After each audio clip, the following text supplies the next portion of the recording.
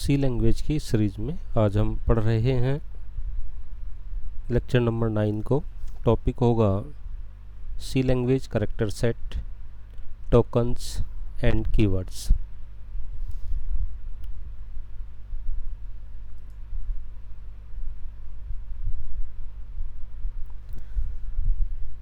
तो C language में आज हम पढ़ रहे हैं लेक्चर नंबर 9 को। टॉपिक है कैरेक्टर सेट एंड टोकन्स। देखिए, जब भी हम किसी लैंग्वेज की बात करते हैं तो हम उसका कैरेक्टर सेट सबसे पहले स्टडी करते हैं। जैसे आपने अंग्रेज़ी लैंग्वेज सीखी होगी तो सबसे पहले उसमें अल्फ़ाबेट, उसके कैरेक्टर क्या क्या थे, ये सबसे पहले सीखा होगा।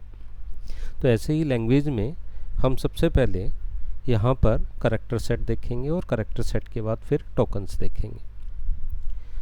तो every C programs contains statement.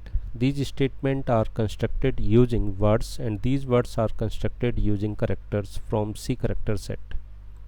C language character set contains the following set of characters. Number 1 alphabet हो सकते हैं, उसमें डिजिट हो सकते हैं और स्पेशल सिंबल्स हो सकते हैं। अब देखिए, ये कैरेक्टर सेट हम यूज कहाँ कर रहे हैं, पहले ये देखो। सपोज दैट मैं एक एग्जांपल लिखता हूँ यहाँ पर लिखता हूँ हैज़ इंक्लूड stdio.h ऐसे करके, फिर मैंने यहाँ पर लिखा हैज़ इंक्लूड conio.h, ठीक है। फिर मैंने यहाँ पर लिखा void main, फिर मैंने यहाँ पर लिखा देखो CLRSCR, फिर मैंने यहाँ पर लिखा प्रिंट हेलो, ये लिख दिया। ओके, यहाँ पर गेट ch कर दिया। नाउ इस प्रोग्राम में आप क्या देखते हैं कि यहाँ पर कुछ सेंटेंस लिखे हुए हैं, कुछ स्टेटमेंट लिखे हुए हैं, जिसे लिखा हुआ हैज़ इंक्लूड stdio.h। इसमें हमने इंक्लूड वर्ड को यूज किया। तो इंक्लूड जो वर्ड बना है वो किसके कॉम्बिनेशन से बना है, करेक्टर के कॉम्बिनेशन से, कि इसमें आई है, एन है, सी है, ठीक है, INCLUDE ऐसे करके। तो ये सब करेक्टर्स हैं। तो देखो, हम इस प्रोग्राम में हम करेक्टर्स का यूज कर रहे हैं, कुछ स्पेशल सिंबल्स का यूज कर रहे हैं, जैसे ये कर्ली ब्रैकेट हो गया, ठीक है, सेमीकोलन हो गया, ठीक है। ऐसे हम कुछ नंबर्स का भी यूज करेंगे अपने प्रोग्राम में। तो कहने का मतलब ये है कि जो सी लैंग्वेज का कैरेक्टर सेट है वो किससे बना हुआ है, अल्फ़ाबेट से बना हुआ है, डिजिट से बना हुआ है और स्पेशल सिंबल से बना हुआ है। ओके, नाउ अब अल्फ़ाबेट कौन कौन से यूज कर सकते हैं हम, तो देखिए कैपिटल A से लेकर के कैपिटल XYZ तक आप यूज कर सकते हो। ऐसे स्मॉल a से लेकर के और आप स्मॉल XYZ तक आप यूज कर सकते हैं। C language accept both lower case and upper case alphabet as variable and function। दोनों तरीके के हम लेटर को यूज कर सकते हैं C में, ठीक है, वेरिएबल्स के नेम लिखने में और फंक्शन के नेम लिखने में।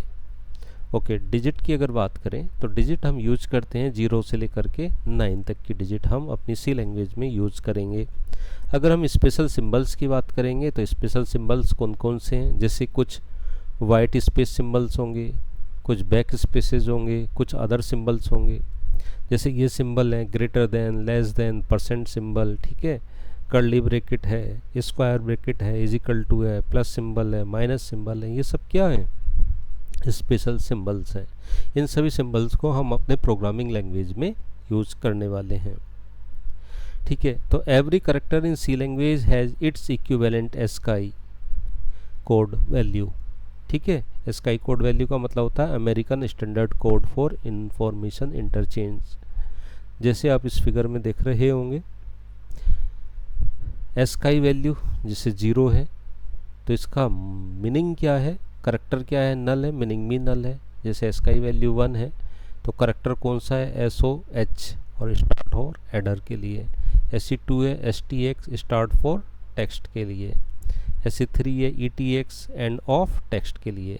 तो यहाँ पर जो वैल्यू दी गई हैं उनसे रिलेटेड उनके करेक्टर यहाँ पर लिखे गए हैं, ठीक है। जैसे अगर आप अगर आप 35 नंबर को यूज करते हो तो उससे रिलेटेड करेक्टर कौन सा है, सिंबल है।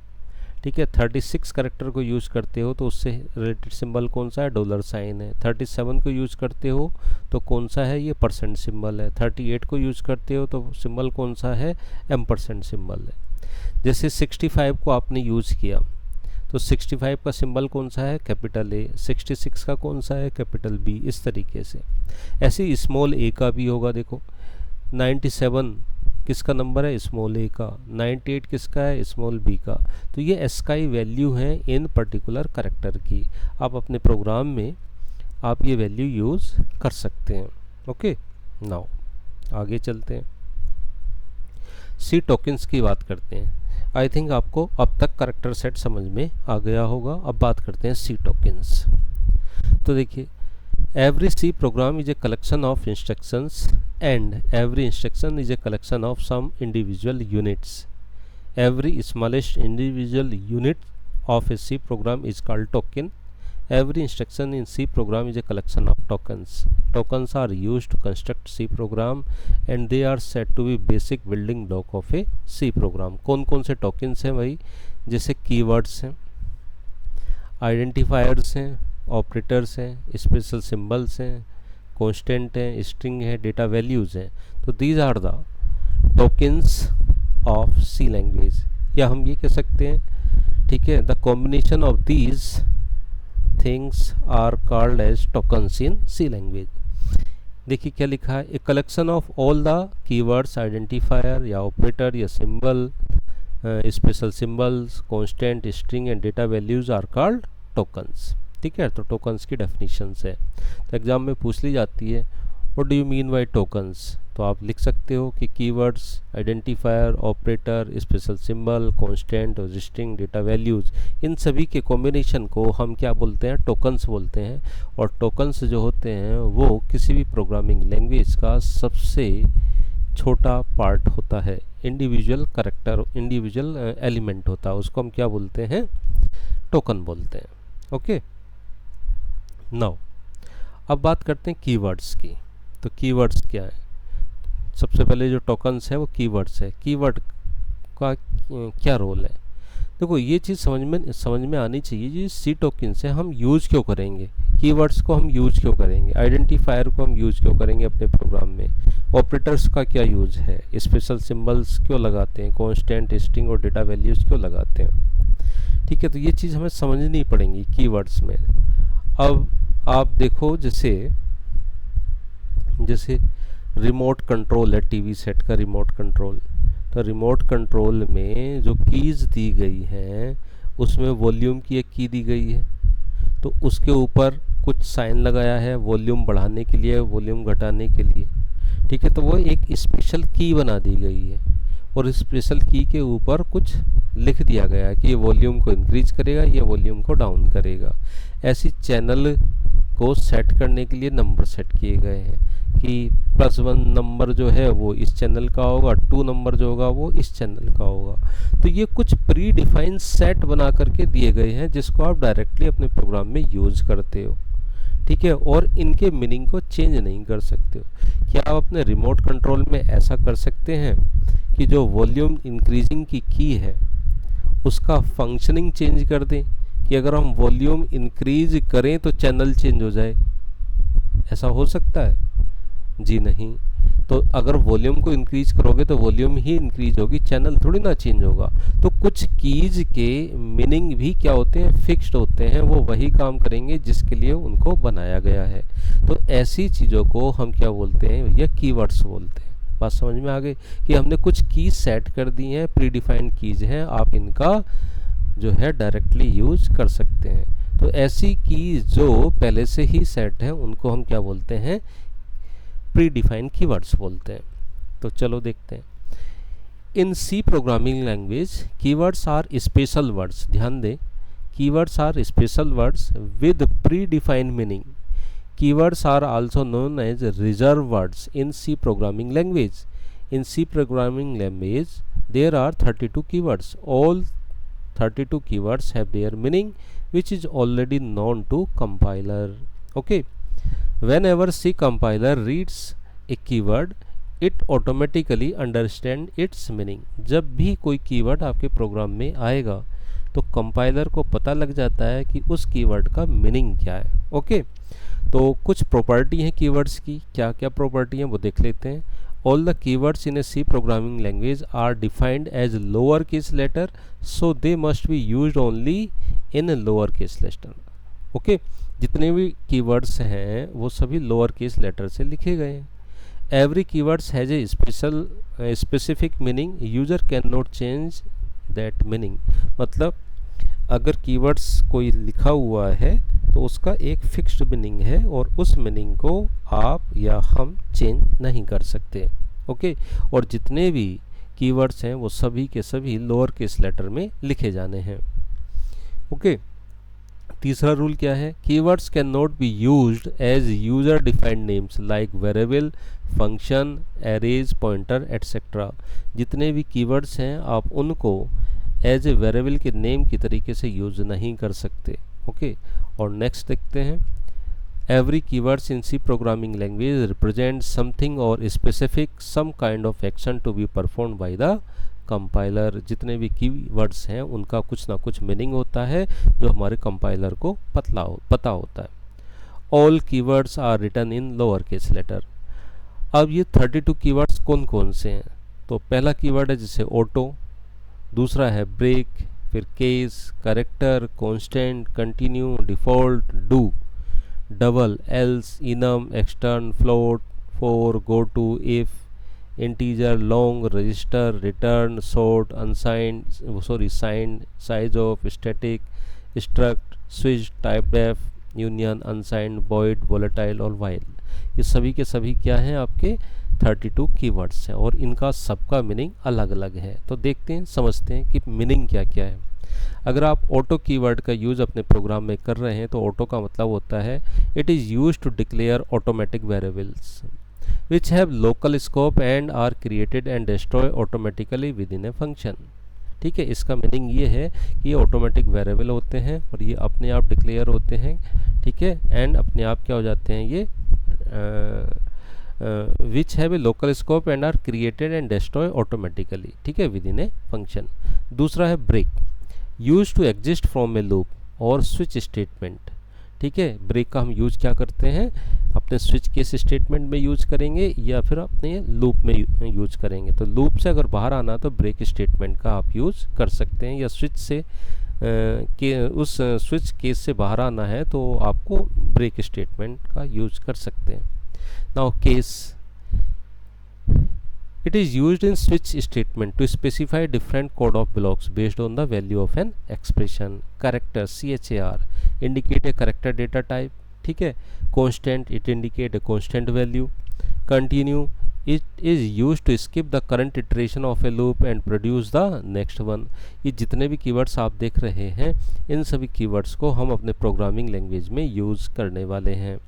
ओके, आप इन सब के मीनिंग को यहाँ से स्टडी कर सकते हैं। जैसे इफ़ लिखा है, ठीक है, तो ये क्या करता है? It is a conditional statement to execute a block of code based on a specified condition. ठीक है, इफ़ का यूज़ हम कहाँ करते हैं? जब हम अपने प्रोग्रामिंग में डिसीजन मेकिंग का काम करते हैं तब हम इफ़ का यूज़ करते हैं। ओके, ऐसे यहाँ पर लिखा देखिए इंट। इंट का मीनिंग क्या है? Int it is used for integer data type. Long का मतलब क्या है? लॉन्ग इंटीजर डेटा टाइप के लिए यूज किया जाता है। रजिस्टर का मतलब क्या है? Register keyword is used as a hint to compiler to request that a particular variable be stored in a CPU register rather than in memory. Register are small, high-speed storage location within the CPU, and accessing data from register is generally faster than accessing data from memory. ठीक है, ऐसे return statement है, sort statement है, sign है, size of है, ठीक है, static है, स्ट्रक्ट है, स्विच है, यूनियन है, अनसाइंड है, वॉइड है, वोलेटाइल है और वाइल है। तो ये सभी के सभी हमारे कीवर्ड्स हैं और इन कीवर्ड्स को हम अपने प्रोग्रामिंग लैंग्वेज में यूज़ करते हैं और हम इन कीवर्ड्स को उसी फॉर्मेट में यूज़ करेंगे जिस फॉर्मेट में ये लिखे हुए हैं। यानी कि हम इनको अगर कैपिटल लेटर से लिखना चाहें अपने प्रोग्राम में तो नहीं लिख सकते। ये जिस तरीके से लिखे गए हैं उन्हीं तरीके से इनको हम अपने प्रोग्राम में यूज़ करेंगे। और किस तरीके से लिखे गए हैं, सबके सब लोअर केस में लिखे गए हैं और हर एक कीवर्ड का अपना एक स्पेसिफिक मीनिंग है। हम इस कीवर्ड को अपने अकॉर्डिंग चेंज नहीं कर सकते। तो बच्चों, ये था आपका कीवर्ड्स जो कि आपके लिए इम्पोर्टेंट था। आप इसके बारे में रूल्स रेगुलेशन जान गए होंगे और हम अपने प्रोग्राम में इनको यूज़ करने वाले हैं। ठीक है, तो आइए दिखाते हैं आपको अपने प्रोग्राम में इन कीवर्ड्स का कैसे यूज होता है। तो एक छोटा सा प्रोग्राम लिखेंगे और उसमें देखेंगे कौन कौन से कीवर्ड हम यूज कर रहे हैं। तो देखो यहाँ पर लिख रहे हैं हम हैज़, इंक्लूड, stdio.h, ऐसे मैंने लिखा यहाँ पर हैज़, इंक्लूड, conio.h, फिर मैंने यहाँ पर लिखा void main, फिर मैंने यहाँ पर लिखा integer a, b, c, float x, y, ठीक है, करेक्टर d, और मैंने यहाँ पे लिखा a = 10, b = 20, x = 2.3, ठीक है, और y = 3.5। ओके, और मैंने यहाँ पर लिखा CLR SCR इस तरीके से। और इसके बाद मैंने यहाँ पर लिखा, क्या लिखा भाई, मैंने यहाँ पर C = a + b, फिर मैंने लिखा यहाँ पर y = x + y, फिर मैंने यहाँ पर लिखा प्रिंट f, C को प्रिंट करो एंड देन C का आउटपुट बताओ। ऐसे मैंने लिखा यहाँ पर प्रिंट f, y का आउटपुट बताओ और y को प्रिंट करो, और मैंने यहाँ पर क्या लिख दिया, गेट ch। ओके, इस तरीके से। तो इस प्रोग्राम में हम देखते हैं कौन कौन से हमने कीवर्ड्स यूज करे हैं। तो देखो, एक कीवर्ड तो यूज़ किया हमने इंटीजर, यूज किया है कि नहीं। एक कीवर्ड हमने यूज किया है फ्लोट, एक कीवर्ड हमने यूज किया करेक्टर। तो these are the predefine keywords. ठीक है, ये सब के सब कैसे हैं, प्री डिफाइन कीवर्ड्स हैं और हम इनके मीनिंग को चेंज नहीं कर सकते। अगर आप इस इंट को अपने प्रोग्राम में ऐसा लिखना चाहें तो नहीं लिख सकते, ठीक है, रॉन्ग हो जाएगा। फ्लोट को अगर आप ऐसे लिखना चाहें तो नहीं लिख सकते, ठीक है, रॉन्ग हो जाएगा। तो ये था आपका कीवर्ड्स। तो उम्मीद करता हूँ ये लेक्चर आपको अच्छे से समझ में आ गया होगा। चलिए, थैंक यू वेरी मच।